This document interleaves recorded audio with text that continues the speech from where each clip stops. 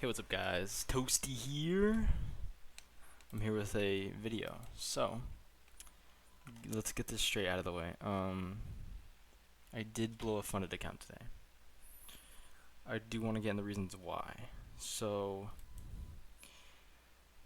I had a funded account with two minimum trading days already. Let's get technical with it. Let's get tradey with it. So we had 2 trading days. Dude, on everything, this is how all of them draw.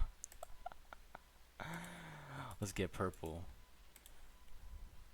Oh wait, we could use text. Okay, so I blew this funded. 50k passed. They gave it to me.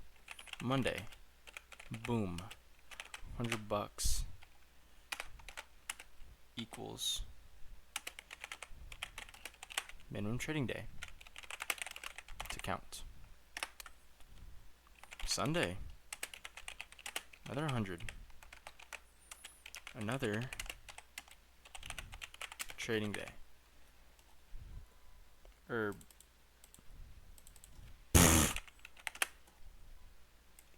then Monday night of Asia, which basically today, Tuesday, if I didn't trade, or like let's say I lost a trade, I would lose this, even though it was on Monday. It was Asia session. Understand? Understand? Okay. Wake up for New York. Never wake up for New York. Today I woke up nice and early for Schnoo-Schnork-Schneschen. Let's get into the trade that I missed that led to my downfall. London low. Manipulation. Oh, buy, sell, buy, sell. It's my strategy. Kill yourself. So, boop, boop, boop, boop. Okay. London low. Get you taken by New York session open. Could scale down to whatever time frame. I scale down to 1 minute. I'll usually wait for 5 minute. Bro, where are we? 5 minute bias. 5 minute bias would also be this inversion of this fair value gap. Beautiful. Indicating me bias. I use DEMA and a super trend to identify trend. We were in an uptrend right here. Once we go up above here, boom, good. Don't care about that. 15 minute takes too long. I'll usually go on the 1 minute just to verify bias. If every other bias is bullish, I'll enter. So, ES does not take this fair value gap at all. Or maybe does it touch it? 603. It barely touches it. Okay. Nasdaq, on the other hand, goes into that gap easily. Instant reaction, right? Here we have our break of structure on ES2. Wait, okay.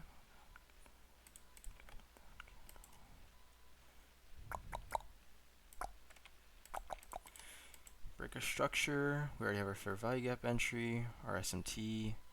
Boom. Easy entry right there. Candle body. And I usually go to the highs, so we would target this high.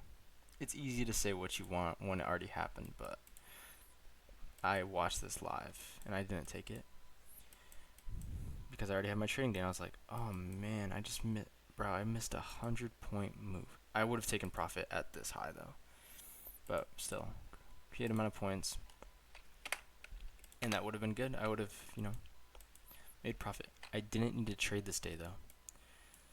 So, this price went on and on and on.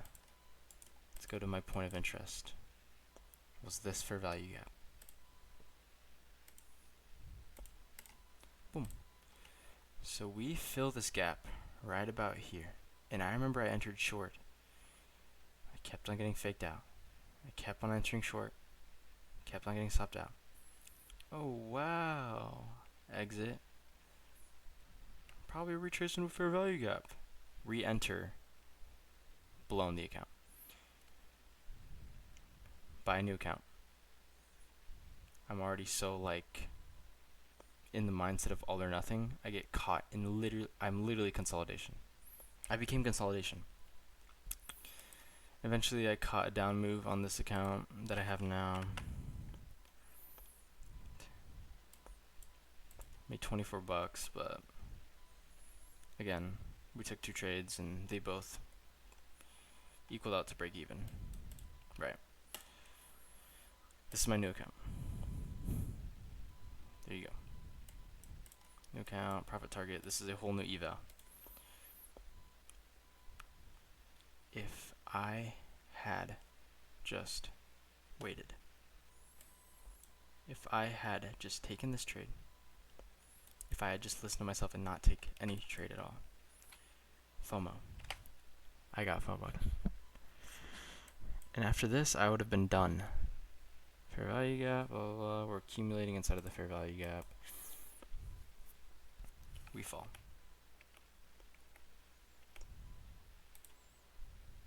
Not even that, but like if I waited, even though this is like a long SMT. So as soon as I see price take out this high, not even saying I'd enter short, but like there's positions, there's opportunity. You know, I guess I forgot that. That is how I blew my account, because of FOMO. Because I'm not taking the trade. Because I was too scared of losing my minimum trading day, which shouldn't matter. That shouldn't even be in my mindset. Only reaching for a minimum trading day should never be in your mindset. Getting that payout should never be in your mindset because it ends up being this. It ends up being this. Terrible. Terrible, terrible, bro. Do not end up like this. Do not. If payout is in your head, you lost. And it's gotten proven to me twice. This is my 3rd eval, and I will not let that happen ever again. I'm in a position where I do not need that to happen again. And no price action. I'm not a bad trader, bro. I make stupid decisions. I take accountability. I do not blame the market, I blame me. In every timeline, every time frame, every future, every multiverse, I will blame me. Because this was me. I didn't have to keep trading. I didn't have to keep trading. I could have, even when price went against me, I was only down $100. The only thing that kept me going was getting that minimum trading day. It's also because I lost the minimum trading day. I lost this trade that I loved. 2 chemicals, bro. 2. I mean, it just goes hand in hand, I suppose, structural. Like, gold diagram. So this is me. Right, let's say I'm carbon. Alright, I'm carbon. This is me missing. This is me missing the trade. This is FOMO. This is the minimum trading day. This is me losing the minimum trading day. Boom, we just made perfect combination for disaster. Now what is CH4, you ask? It's an odorless, highly flammable gas. Okay. What's it called? It's freaking methane, bro. Methane is a bad combination. Can you not see? The only way to get rid of this combination, have a plan. Boom. I get rid of 1 hydrogen. Fucking boned out of here. FOMO, knowing that there's other opportunities. Get that shit out of here. Matter of fact, hold on to your electrons. Hold on to them, carbon. Hold on to your valence. Eat them. Eat your valence electrons. Minimum trading day. Your mind shouldn't even be on the payout. It should be on the trade. Take your valence back. Kind of forgot what this one was actually. FOMO. Opportunity. This one was can you remember this one because I'm so hyper fixated on it. Just get rid of it. Keep your valence. Keep your valencies, keep your plan, and you will be fine. You may think you're happy with, full valence, right? A full octet. Do you really need it, though? It's carbon. Carbon's life on its own.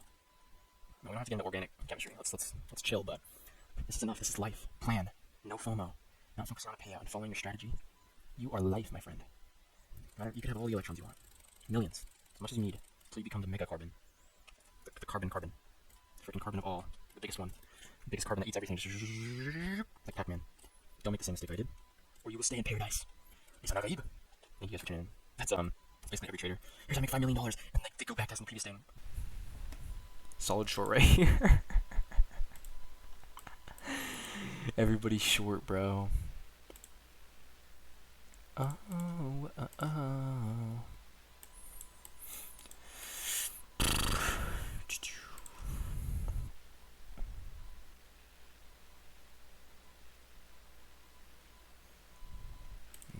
We're in bullish order flow.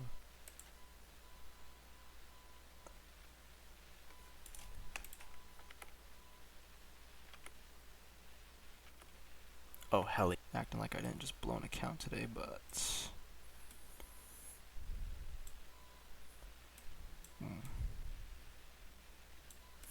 okay.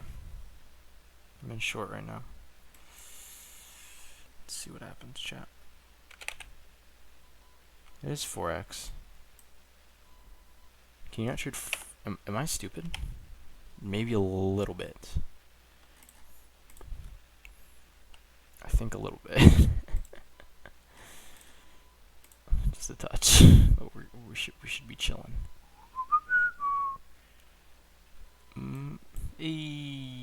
Get some traction going.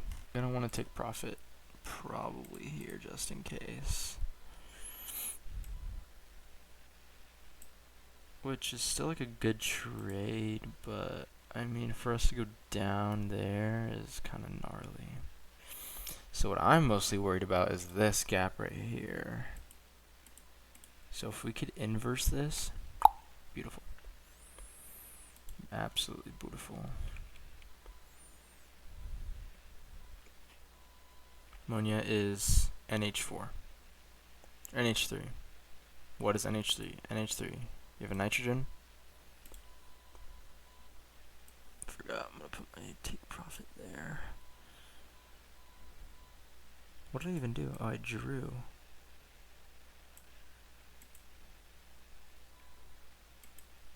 Did my TP already get hit?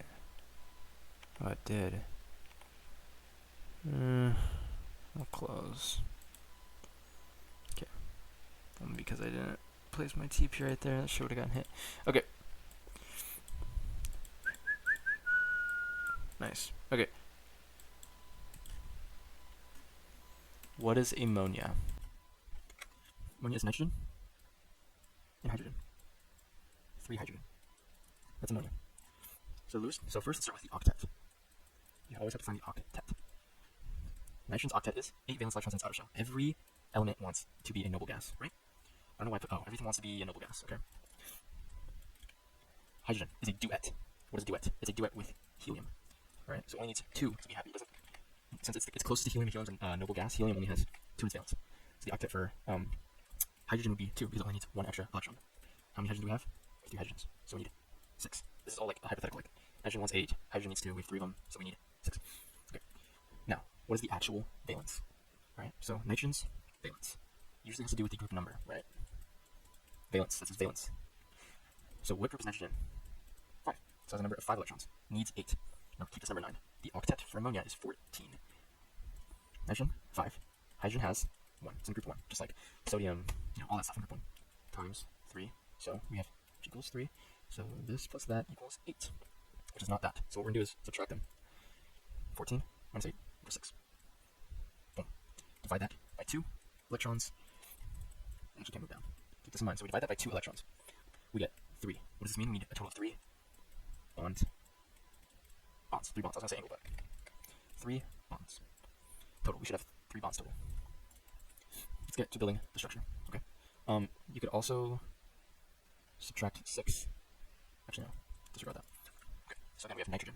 How many electrons does nitrogen have? 5. 1, 2. Let's write down bigger. 1, 2, 3, 4, 5. I can show this better if I do it like this. Just a little smaller. Okay.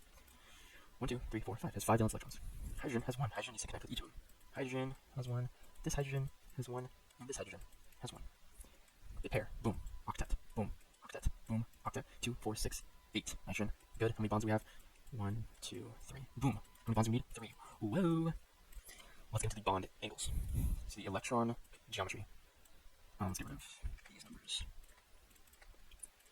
That means how many pairs we have. So we have 1, 2. Looks like a 2. So that's a 1. 3. Does this count as a pair? Yes, this does count as a pair. Why? It's a lone pair. That doesn't correlate with the bond. These are bonds. These are lone pairs. Lone pairs have hella energy. So we're going to get into that later. But we have 4. So that makes the electron geometry a what? Tetrahedral. I think that's how you spell it. It's a tetrahedral electron geometry. Now, what's the molecular geometry? Molecular geometry has to do with molecules. Hydrogen, hydrogen, hydrogen, hydrogen. Boom, boom, boom, boom. So what affects the bond angle? Or, I guess, the geometry. The bond angle is tetrahedrals. You could get exact with it, but it's usually 109.5 degrees. Bent is 120, and linear is 180. So, what is the molecular geometry? The reason why I try to make it seem like... Okay, wait. The lone pairs are here. Imagine this as a pyramid. Nitrogen, hydrogen over here, hydrogen back there, and hydrogen over here. This lone pair has a lot of energy. This lone pair is pushing, basically, down. Right? It's pushing down to a lot of energy. It's at the very top. With these hydrogens surrounding it. We have 3. So, it looks like a pyramid. So we call this a trigonal planar. Does not look like a P. Trigonal planar because of the lone pair. Oh my gosh. Okay, this is a trigonal planar. That's a trigonal planar. I'm trying to think of a compound that's a trigonal planar. CF3? CF4? No, it's a tetrahedral. I'm not about the fucking... Sometimes seeing is believing, chat.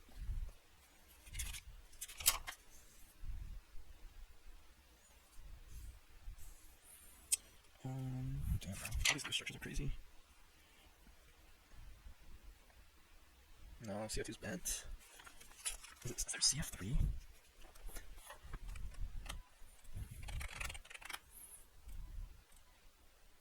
Bro, where's the interactive one?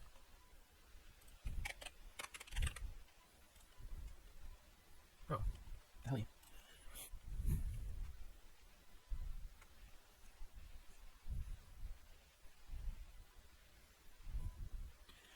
Boron. I'm pretty sure. BF3 is a trigonal planar. Okay. So we have boron. It's gonna look like this. Fluorine is the only one that's like fluorine.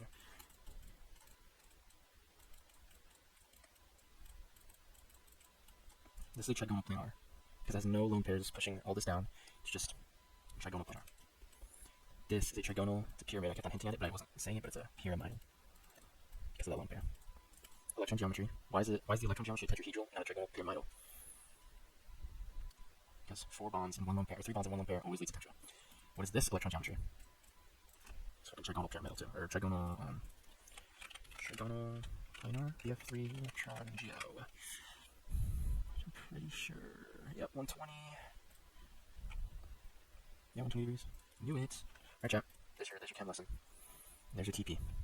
Enjoy my fizz. Remember, keep moving forward.